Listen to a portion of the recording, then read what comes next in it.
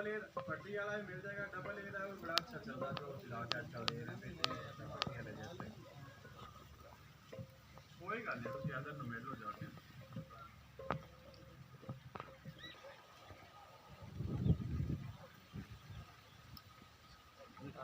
ये सोचते हैं ना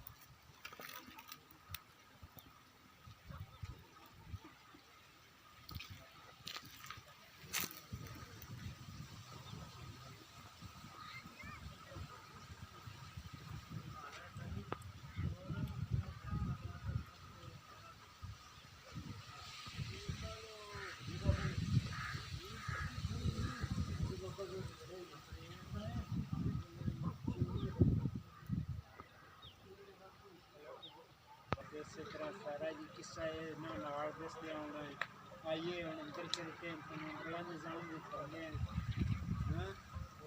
इस तरह करके ना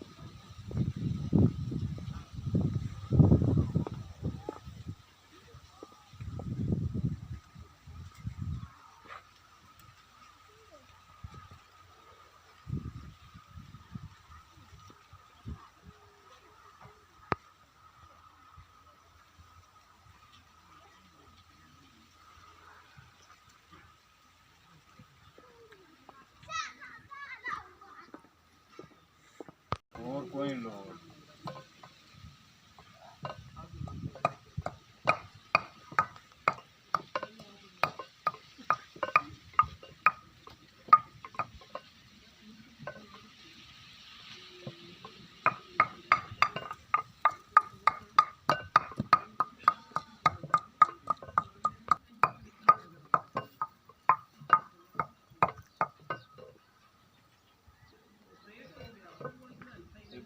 सारी बना ली